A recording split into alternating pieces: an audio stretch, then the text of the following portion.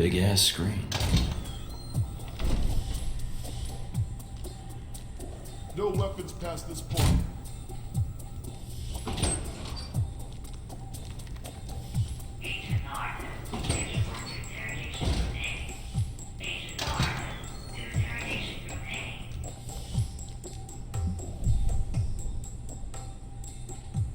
You probably want to change. Go.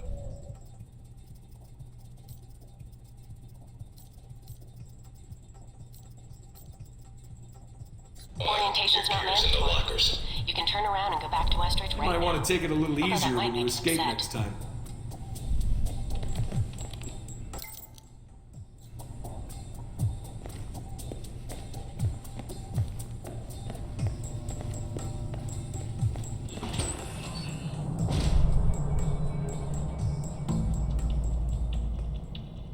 Hello?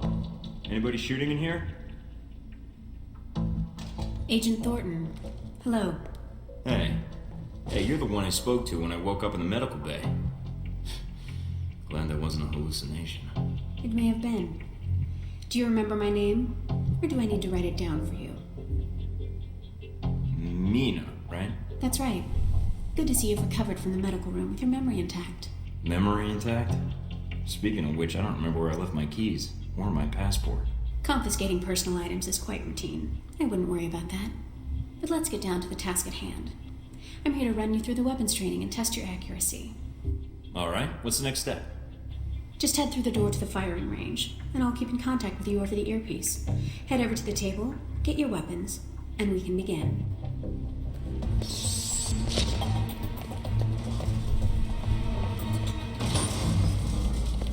Good, Mike. I'm logging the results now. Alright. Is somebody out on the course? Darcy. He's trying to beat your time. Darcy? Who the hell is that? Our tech instructor. Very insecure. Good luck, he can try. Oh, he will.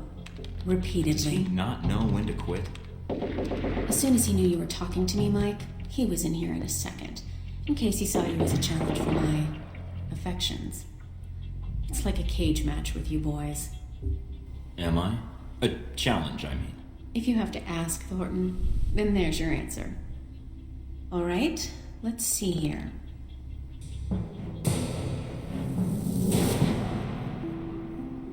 It'll do. Satisfactory enough for Westridge, I think. You can give it another run if you want. The course should be free. I'll pass. Very well, I'll log your score. I'll have the results sent to your handler, and Westridge can give the rest of your evaluation, provided you've completed the other tests.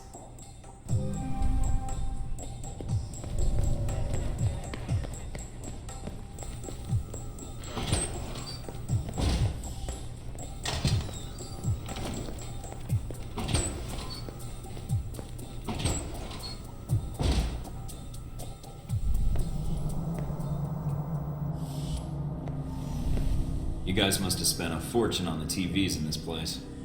You all done? As much as I thought was necessary. Good. I have to admit I was worried whether we'd be able to keep you here after you woke up in medical. You gave our staff a run for its money. Maybe it's their training that's in question, not mine. Fair enough. It'll be a good excuse to up the morning drills around here. Mina's report says you might need more practice on the gun range, but you're probably still shaking off the drugs we gave you. I'll do better next time, believe it. Presuming you don't dope me up before the next test. I promise not to drug you, unless you get too full of yourself, and we need to bring you back to the level of normal folks. Looks like that's it for the physical evaluation. Now for the hard part. Tell me why you're here. Not everyone gets chosen for this line of work, but you volunteered. Usually we have to ask. I want to serve my country. And you think by being assigned here is the best way to do that? Give me a mission and I'll prove it. What makes you think you're ready? Because I tell you, we get a lot of recruits in here, and you're not convincing me. My opinion isn't important. Yours is. Not out in the field, and not when you're dealing directly with others. Then your opinion is all that counts. Beyond the guns, tech, and sneaking around in the dark, there's one last part of this job that nobody else here quite gets. I'm listening. Good, because listening is a large part of it. The way you talk to people, your attitude. That's what we're going to discuss now. Are you suggesting I have an attitude problem? No, believe it or not, you're not here because you're a people person. You're here because your psych profile says you're skilled at manipulating others. Was that a compliment? You'll see. The way you project yourself definitely affects what people think of you, and your reputation with them. What do I care what others think? You shouldn't. Having a bad or good rep with someone can actually gain you different benefits. Sometimes you want to piss someone off so they can't think straight. Other times you want to build a strong rapport with someone and talk your way out of a bad situation. All depends on your objective. This goes for your handlers as well. We're going to be sending you into a lot of dangerous places, and your only backup is going to be who you're talking to on your headset. How you treat them is going to have an effect on the success of your mission. So if I piss them off, I'm screwed? No. A handler that likes you too much and puts emotions before the mission can be just as dangerous as one who resents you.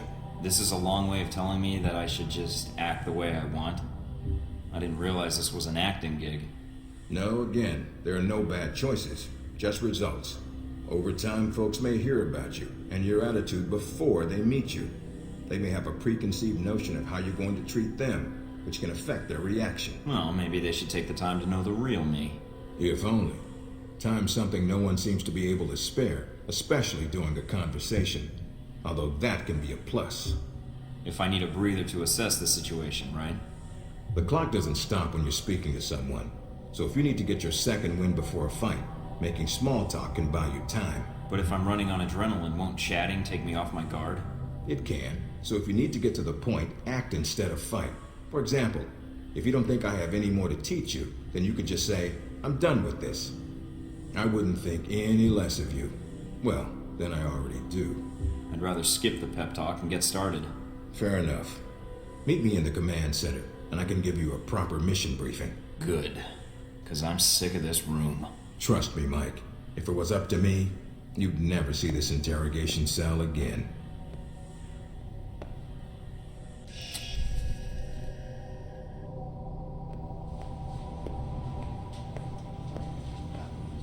Recognize him?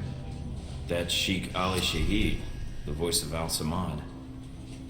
They say he was responsible for shooting down that airliner in the Middle East. Word around the agency is a prototype missile shot down that airliner. Had a multi-stage targeting system called Jacob's Ladder. Halbech's had the system in development for years. I didn't know they'd finished it. That's cutting-edge tech for a missile. Missiles. He's got more.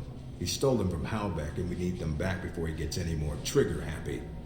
Then we want you to kill him. You know where he is. No, but that'll be part of your mission in the Middle East. Find the missiles, then find him and take him out. You don't want him taken alive. If he cooperates, sure, bring him in. On the off chance he tries to kill you, then put a bullet in his head. I'll put my years in charm school to use. All right, then, pack your gear. You're heading to Saudi Arabia. Not coming with me? I'll be there in spirit, and on video and radio when needed, Agent. And I just got here. Oh, well, I'm gonna miss this place. I doubt it. I'll contact you when you reach Saudi Arabia.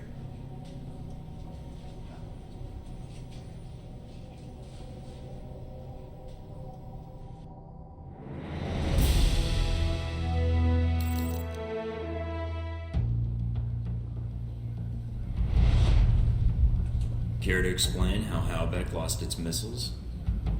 Old news. An accounting error. The missiles. You didn't lose them, did you? Angry, Mr. Thornton? Because of what happened in Saudi Arabia.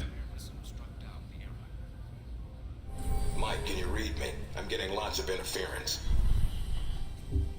Lucky for me, seeing your face at this size is bad enough. Maybe you'd better save your smart-ass comments for a time when I give a shit. Finding Shahid is your primary objective. Trouble is, we don't know his location, but we have 3 leads. An arms dealer, Nasri, is believed to have sold the missiles to Shahid, and he's currently operating in Saudi Arabia. If you can intercept him, maybe he can tell you where Shahid is, or guide you to the missiles. Got it. What's the next lead? We also tracked down the location of an airfield Shahid used in the past. If you can sneak in and plant a listening device, we may be able to track flight Shahid is using to move through Saudi Arabia. And the third lead? We've got the coordinates of an Al-Samad detention camp, also used as a stockpile for weapons. We suspect the missiles may be stored there. Why are we playing around? Why not send in the troops and storm the place? We need to make sure the missiles aren't armed. If they are, our aerial assault will be one of the shortest flights in history. We'll want you to go in alone, recon the area, and shut down their radar and communications. Once that's down, we can call in air support and hit the camp hard. No pressure. And no backup. Get used to it. It's the job. You check out your new home yet? It's got some perks you might be interested in. Anything beyond the weapons locker? Thought that might hold your attention. It did? Anything else? A computer with a hub connection so fast you'll feel like you're going back in time. What, to the Stone Age? Please. You can do dossier research, encrypted emails, and if need be, access some of the weapons dealers in the area. That'll be done on your own dime, however, using whatever funds you can find in Saudi Arabia. My own money? Are you kidding? We don't want you using the Alpha Protocol accounts with rival terrorists or weapons dealers. That has a habit of getting back to us, and then Congress calls. The weapons locker you already found, help yourself to what's inside. Just be sure to choose the ammo and armor you think suits the mission. When you're ready to head out, just use the front door, or access the missions from the main terminal. I'll have already uploaded all the mission specs to your PDA. You can review them at any time. Alright, so is that it? Westridge. Great. Home sweet home.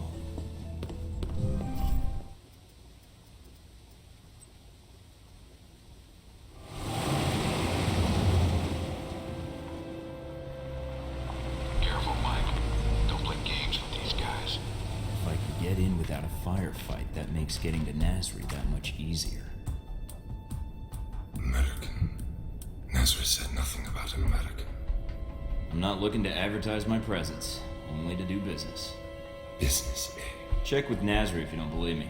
He's waiting for me, and my down payment. I call